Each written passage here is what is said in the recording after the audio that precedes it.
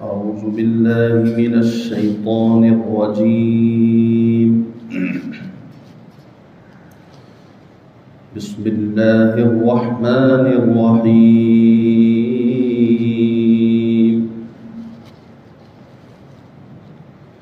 اهدنا الصراط المستقيم صراط الذين أنعمت عليهم غير المغضوب عليهم ولا الضالين.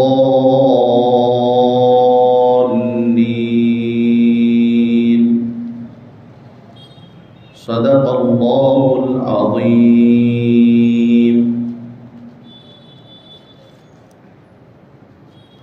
محترم حاضرین، 2-3 ہفتوں سے سورہ فاتحہ کی تفسیر چل رہی ہے. سورہ فاتحہ کی تفسیر اختتام پذیر ہے، ختم ہونے کو ہے.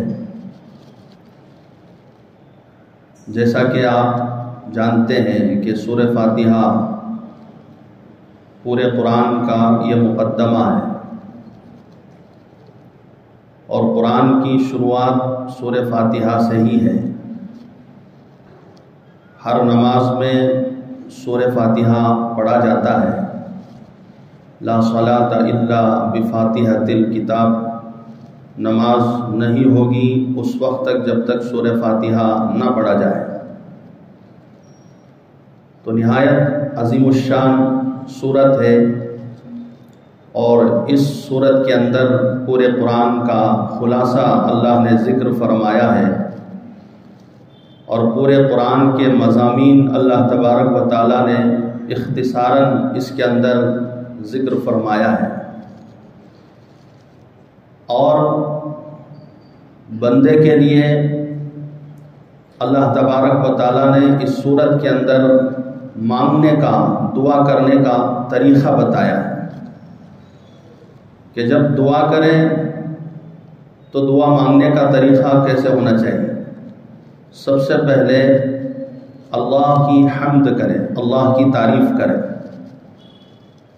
اور پھر اپنی عبادت کا کہ ہم آپ ہی کی عبادت کریں گے، آپ ہی سے مدد طلب کریں گے، اللہ کے سامنے اقرار کریں، اپنی بندگی کا اظہار کریں، اپنی عاجزی کا اظہار کریں. اس کے بعد پھر ہدایت کی بھیک مانگنے کی دعا بتائی گئی ہے. اہدنا الصراط المستقیم، اے اللہ ہمیں سیدھا راستہ بتائیے. اس سے پہلے جو آیت ہے ایاک نعبد و ایاک نستعین، اس میں جو کچھ نکات ہیں، علمی نکات، میں اس کو بیان کروں گا. ایاک نعبد، ہم تیری ہی عبادت کرتے ہیں، تجھ ہی سے مدد مانگتے ہیں. اگر کوئی مصلی تنہا نماز پڑھ رہا ہے تو یہاں پر نعبدو کے بجائے عابدو ہونا چاہیے. نعبدو یہ جمع کا صیغہ ہے. ہم تیری عبادت کرتے ہیں. ہم کیا کر رہے ہیں؟ صرف اکیلا تنہا نماز میں ایاک نعبد وہ پڑھ رہا ہے، تو ایاک اعبد ہونا چاہیے، نہ کہ ایاک نعبد. اسی طرح وَإِيَّاكَ نَسْتَعِينُ نہیں، بلکہ وَإِيَّاكَ أَسْتَعِينُ ہونا چاہیے. یہاں پر جمع کا صیغہ کیوں استعمال کیا گیا؟ اس کی وجہ یہ ہے کہ جب بندہ نماز پڑھے تو یہ تصور کرے، یا اللہ دنیا بھر میں جتنے بھی تیرے نیک بندے، اللہ والے، متقین، پرہیزگار، صالح، یہ جو عبادت کر رہے ہیں، آپ جیسے ان کی عبادتوں کو قبول کریں گے تو اسی طرح ہماری بھی، میری بھی اس عبادت کو، اس نماز کو قبول فرما لیجیے. جیسے کسی کو پنکھا ہلاتے ہیں ہم، کسی بڑے آدمی کو، یا کوئی بڑا آدمی آئے تو اس کے لیے پنکھا چلاتے ہیں، فین آن کرتے ہیں، تو ہوا سب کو لگتی ہے. حالانکہ صرف اس آنے والے مہمان کے لیے آپ نے پنکھا چلایا ہے، لیکن ہوا سے فائدہ تو سب اٹھاتے ہیں. اسی طرح جہاں اللہ تبارک و تعالی متقین، صالحین، ملائکہ ان کی عبادتوں کو قبول کریں گے، نعبدو کے ذریعے سے ہم یہ تصور کریں کہ یا اللہ ہماری بھی عبادتیں ان کے ساتھ قبول فرما لیجیے۔ ایاک نعبدو اس لیے جو ہے جمع کا صیغہ استعمال ہوا ہے، ہم تیری ہی عبادت کریں گے، ہم تجھ ہی سے مدد طلب کریں۔ اب یہاں پر نستعین، مدد طلب کرنا، توسل بھی کہتے ہیں اس کو، توسل بالعمل، توسل بغیر العمل باولیاء اللہ، عمل کے ذریعے سے وسیلہ لینا، عمل کے ذریعے سے وسیلہ لینا، اللہ سے مدد مانگنا، یا اللہ میرے فلان نیک کام کے ذریعے سے میری دعا کو قبول فرما دے، میری حاجت کو پورا فرما دے، میری مشکلات کو دور فرما دے۔ حدیث میں ہے کہ 3 آدمی غار کے اندر بارش سے بچنے کے لیے، بارش زوردار بارش تھی، اس سے بچنے کے لیے غار کے اندر جا کر چھپ گئے۔ اچانک بہت بڑی چٹان جو ہے وہ آ کر اس غار کے سوراخ کو بند کر دیا۔ اب تینوں اندر ہی ہیں، باہر نکلنا مشکل ہے، باہر نکلنا مشکل ہے، اور تینوں نے اپنے نیک اعمال کو پیش کیا، اپنے نیک اعمال کو پیش کیا۔ ان نیک اعمال کی بدولت، اس کے طفیل، اس کے توسل سے اللہ تبارک و تعالیٰ نے جو چٹان، جو پتھر غار کے سرے پر آ کر ڈھک گیا تھا، اللہ تعالیٰ نے اسے ہٹا دیا، اور وہ تینوں لوگ جو ہے بنی اسرائیل کے تھے، وہ تینوں لوگ جو ہے باہر آ گئے، آسانی کے ساتھ آ گئے۔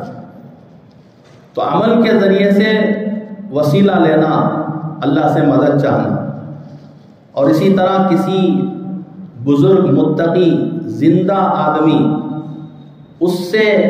اس کے ذریعے سے توسل حاصل کرنا، یہ بھی جو ہے علماء فرماتے ہیں کہ جائز ہے۔ اور جو انتقال کر گئے ہیں، دنیا سے رخصت ہو گئے ہیں اور اللہ والے ہیں، ان کے ذریعے سے بھی توسل حاصل کرنا، یہ بھی اہل سنت والجماعت کے نزدیک جائز ہے۔ تو وَإِيَّاكَ نَسْتَعِينُ میں استعانت یعنی توسل بالعمل۔ اور دوسری بات، اہدنا الصراط المستقیم، اے اللہ ہمیں سیدھا راستہ بتائیے، سیدھے راستے کی ہدایت عطا فرمائیے۔ تو سب سے اہم چیز انسان کے لیے ضرورت کی چیز ہدایت ہے۔ اگر ہدایت کے مقابلے میں روزی روٹی کا مسئلہ اہم ہوتا تو اللہ تعالیٰ یہاں پر مانگنے کے لیے بندے کو ان تمام چیزوں کا ذکر فرماتا، لیکن روزی روٹی کا مسئلہ اللہ تبارک و تعالیٰ نے نہیں بتایا، بلکہ مانگنے کی جو چیز ہے وہ ہدایت ہے۔ یہ ہے مانگنے کی چیز، اسے مانگو۔ وہ کیا ہے چیز؟ ہدایت، سیدھے راستے پر ہدایت، صراط مستقیم پر ہدایت۔ گزشتہ ہفتہ میں نے آپ کی خدمت میں یہ بات عرض کی تھی کہ ہدایت تو ہے، ایمان کی ہدایت ہے، تو پھر دوسری ہدایت کون سی ہدایت جسے ہم اللہ سے مانگے؟ ایک ہے عطائے ہدایت، ایک ہے بقائے ہدایت، یعنی ہدایت پر استقامت، ہدایت پر ہماری موت آئے، اسلام پر ہماری موت آئے، ایمان پر ہماری موت آئے۔ والذین اہتدوا زادہم ہدی، جو ہدایت یافتہ ہیں، اللہ تعالیٰ ان کے نیک اعمال کی وجہ سے ان کی ہدایت کے درجات کو بلند کرتے رہتے ہیں، ہدایت کو بڑھاتے رہتے ہیں، ہدایت کے درجات کو بڑھاتے رہتے ہیں۔ جیسے یا ایھا الذین آمنوا آمنوا، ایمان والو ایمان لاؤ۔ کیسا ایمان؟ جس طرح اللہ چاہتے ہیں، جس طرح صحابہ نے ایمان لایا ہے، ایسے ہی فرمایا کہ ہدایت پر استقامت یہ بہت ضروری چیز ہے۔ تو اللہ تعالیٰ نے ہم سے کہا کہ تم صراط مستقیم پر ہدایت کی دعا مانگو، اہدنا الصراط المستقیم۔ کیا مانگنا ہے ہمیں معلوم نہیں، اور اللہ نے ہمیں بتایا کہ یہ مانگنے کی چیز ہے، مانگو۔ صراط المستقیم، صراط مستقیم کسے کہتے ہیں؟ ایک قول صراط مستقیم اسلام مراد ہے، اسلام پر چلنے کی توفیق عطا فرمائیے۔ اور ایک قول ہے صراط مستقیم سے قرآن پر چلنے کی، یا اللہ ہمیں توفیق عطا فرمائیے۔ اور تیسرا قول ہے اعتدال، عقیدے میں اعتدال، عمل میں اعتدال، ہر چیز میں اعتدال، غلو نہ ہو۔ آگے ان لوگوں کا تذکرہ ہے جو غلو کرنے کی وجہ سے ہلاک ہو گئے، غلو کرنے کی وجہ سے صراط مستقیم سے بہک گئے، غلو کرنے کی وجہ سے اللہ کا غضب ان پر نازل ہوا، غلو کرنے کی وجہ سے وہ گمراہ ہو گئے، راستے سے ہٹ گئے۔ غلو پسند نہیں ہے اللہ کے ہاں۔ صراط الذین انعمت علیہم، ان لوگوں کو راستہ جن پر آپ نے انعام کیا ہے۔ گزشتہ ہفتہ میں نے بتایا تھا کہ یہاں پر 4 چیزوں کا ذکر ہے۔ آپ کہیں سفر میں جاتے ہیں تو سب سے پہلے توشے کی ضرورت پڑتی ہے، دوسری چیز سواری کی ضرورت پڑتی ہے، اور تیسری چیز آپ کو رہبر چاہیے، راستہ بتانے والے چاہیے، اور چوتھی چیز آپ کو گونڈے اور بدماش قسم کے لوگ، اوباش قسم کے لوگ، شرارتی قسم کے لوگ، ان سے بچنے کا طریقہ بھی آپ کو معلوم ہو، بچانے والے بھی ہوں ان سے، تب جا کر آپ جو ہے ایک شہر پہنچ سکتے ہیں، ایک منزل پہنچ سکتے ہیں، آپ اپنے مقصد میں کامیاب ہو سکتے ہیں۔ اگر آپ کے پاس توشہ ہے لیکن سواری نہیں ہے تو سفر مشکل ہے۔ توشہ بھی ہے، سواری بھی ہے، راستہ بتانے والے نہیں ہے تو آپ گمراہ ہو سکتے ہیں۔ راستہ بتانے والے بھی ہیں لیکن جو گونڈے ہیں اور شریر قسم کے لوگ ہیں، بدماش قسم کے لوگ ہیں، ان سے اگر آپ کی دوستی ہو گئی، ان سے ملنا جلنا ہے، ان لٹیروں سے تو آپ کا تعلق ہے، ہمارا تعلق ہے، تو پھر بھی سفر جو ہے مشکل ہے، منزل مقصود تک ہمارا پہنچنا مشکل ہے۔ تو اللہ تعالیٰ نے یہاں پر 4 چیزوں کا ذکر کیا ہے۔ اگر تم اللہ تک پہنچنا چاہتے ہو، جنت تک پہنچنا چاہتے ہو، اور صراط مستقیم پر اگر تمہاری موت ہو تو اس کے لیے 4 چیزیں ہیں۔ ایک تو یہ ہے کہ آپ عبادت کا توشہ لے لیجئے، ایاک نعبد، عبادت کا توشہ لے لیجئے، اور دوسری چیز وَإِيَّاكَ نَسْتَعِينُ، استعانت کی سواری لے لیجئے۔ ہمیشہ اللہ سے مدد طلب کرنا، اللہ کے فضل کو چاہنا، اللہ کی مدد کو پکارنا، چپکے چپکے اللہ سے مانگنا۔ آپ بازار جا رہے ہیں کسی چیز کو خریدنے کے لیے، آپ کے پاس پیسہ بھی ہے، دکان بھی کھلا ہوا ہے، دکان میں وہ اشیاء بھی موجود ہیں، پھر بھی آپ کے دل و دماغ میں یہ چیز ہونی چاہیے کہ میں بازار تک پہنچ نہیں سکتا جب تک اللہ نہ چاہے، اس چیز کو خرید نہیں سکتا جب تک اللہ نہ چاہے، ہر چیز اللہ کے فضل سے ہو۔ ایک صاحب جا رہے تھے، ایک مولوی صاحب راستے میں ملے ان، تو مولوی صاحب نے پوچھا اس شخص سے کہ بھئی کہاں جا رہے ہو؟ تو کہا کہ میں مارکیٹ جا رہا ہوں۔ بھئی کیوں جا رہے ہو؟ تو کہا کہ گھوڑا خریدنے کے لیے جا رہا ہوں۔ تو مولوی صاحب نے کہا کہ انشاءاللہ کہہ لو، انشاءاللہ کہہ لو۔ تو اس نے کہا کہ میرے پاس پیسے بھی ہیں، دکان بھی کھلا ہوا ہے، مارکیٹ بھی ہے، گھوڑا بھی ہے، گھوڑے بیچنے والے بھی ہیں، تو پھر انشاءاللہ کہنے کی کیا ضرورت؟ اب گیا مارکیٹ میں اور جا کر کسی گھوڑے کو اس نے جو ہے پسند کر لیا، اور لینے کے لیے جب سمن دینے کا وقت آیا تو جیب میں ہاتھ ڈالا تو پورا جیب کٹا ہوا تھا، جیب میں پیکٹ نہیں تھی، پیسے نہیں تھے، غائب تھے، اور بالکل اداس ہو کر، غمگین ہو کر، پریشان ہو کر واپس آ رہا تھا۔ پھر دوبارہ وہ مولوی صاحب ان سے ملاقات کیے۔ اب مولوی صاحب نے پوچھا کہ بھائی گھوڑا کہاں ہے؟ تو اس شخص نے کہا کہ انشاءاللہ میں بازار گیا تھا، انشاءاللہ میں گھوڑا دیکھ بھی لیا، انشاءاللہ خریدنا بھی طے ہو گیا، انشاءاللہ پیسہ نکالنے کے لیے جب جیب میں ہاتھ ڈالا تو انشاءاللہ پیسے نہیں تھے۔ اب انشاءاللہ انشاءاللہ انشاءاللہ کی بھرمار ہے، کہنے کا جب وقت تھا اس وقت نہیں کہا، اب انشاءاللہ انشاءاللہ کہہ رہا ہے۔ تو اس لیے کہتے ہیں کہ جب مؤذن ندا لگاتا ہے حی علی الصلاۃ حی علی الفلاح، آؤ کامیابی کی طرف، آؤ نماز کی طرف، تو ہمیں حکم ہے کہ لا حول ولا قوت الا باللہ پڑھیں۔ کیا معنی ہے لا حول ولا قوت یا اللہ کوئی نیکی ہم نہیں کر سکتے جب تک آپ کی توفیق نہ ہو، کسی گناہ سے ہم بچ نہیں سکتے جب تک آپ نہ بچا لیں، آپ بچائیں گے تو بچ سکتے ہیں، آپ کسی نیکی کی توفیق دیں تو ہم نیکی کر سکتے ہیں۔ گھر سے تو نکلا نماز پڑھنے کے لیے، اللہ کی توفیق نہیں ہوئی، راستے میں کوئی شریر قسم کا دوست مل گیا، بجائے وہ مسجد میں لے جانے کے وہ کہیں اور کسی اڈے پر لے کر چلا گیا، نکلے تھے نماز پڑھنے کے لیے، توفیق شامل حال نہیں ہوئی تو پھر کہاں چلے گئے؟ اس لیے بندے کو ہر وقت اللہ کے مدد اور اللہ کے فضل کی ضرورت ہے۔ تو یہ سواری ہے، استعانت کی سواری، عبادت کا توشہ ہو، استعانت کی سواری ہو، اور پھر رہبر صحیح ہو، جنت کا راستہ بتانے والے، اللہ کی طرف بلانے والے۔ یہ منعم علیہم کا تذکرہ اللہ تبارک و تعالیٰ نے فرمایا، وہ نبیین ہیں، صدیقین ہیں، شہداء ہیں، صالحین ہیں، یہ تمہیں جنت کا راستہ بتانے والے، یہ گائیڈ کرنے والے، یہ تمہارے رہبر ہیں، یہ اللہ تک تمہیں پہنچائیں گے۔ اور پھر بدماش قسم کے لوگوں سے، اوباش قسم کے لوگوں سے، اچکوں سے اور شریر قسم کے لوگوں سے، ان سے بھی بچنا ضروری ہے۔ وہ کون لوگ ہیں؟ وہ یہود و نصارہ ہے، غیر المغضوب علیہم ولا الضالین، مغضوب علیہم یہود ہیں اور ضالین یہ نصارہ ہیں۔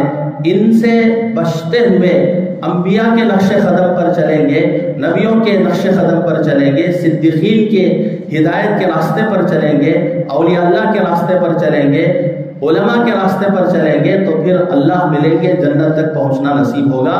ورنہ اگر ان کی رہبری بھی ہو اور ساتھ میں ان سے دوستی بھی ہو، ان کا کچھ لے لیا ان کا کچھ لے لیا، تو پھر منزل مقصود تک نہیں پہنچ پاتے۔ ایک صحابی تھے، یہودیت کے عالم تھے، اسلام قبول کیا، اور انہوں نے دیکھا کہ ہفتے کا دن یہودیوں کے ہاں بڑا محترم اور معزز دن ہے۔ انہوں نے سوچا کہ ہفتے کے دن اس کی اسلام کے اندر اون کا گوشت ہے، حلال ہے، اور یہودیوں کے ہاں اون کا گوشت حلال نہیں، خرگوش اور اون کا گوشت حلال نہیں، ناجائز ہے۔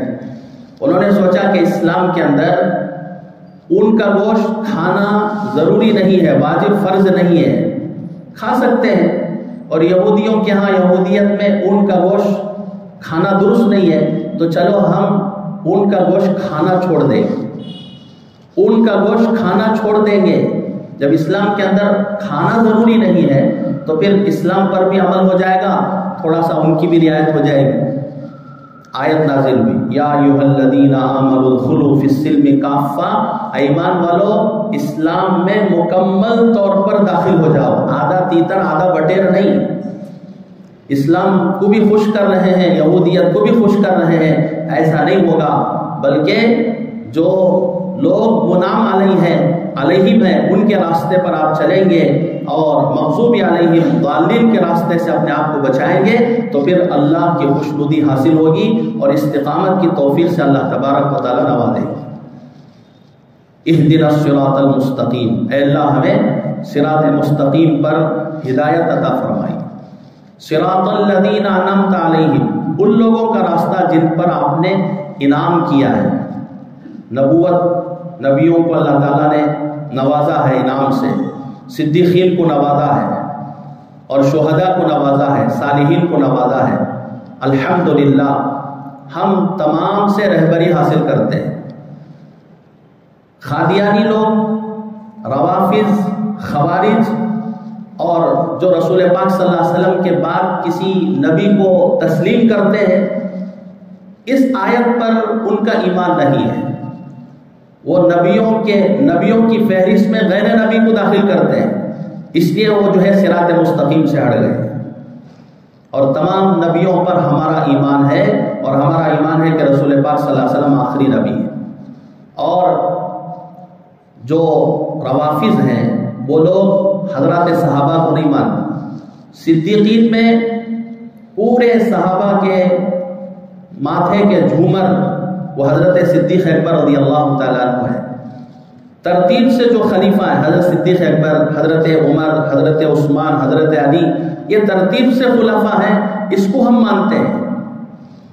اور جو روافض ہیں وہ لوگ صحابہ کو نہیں مانتے، خاص طور پر حضرت صدیق اکبر کو نہیں مانتے، حضرت عمر فاروق کو نہیں مانتے، بلکہ کہتے ہیں کہ وہ نعوذ باللہ ایمان کے دائرے سے نکل گئے۔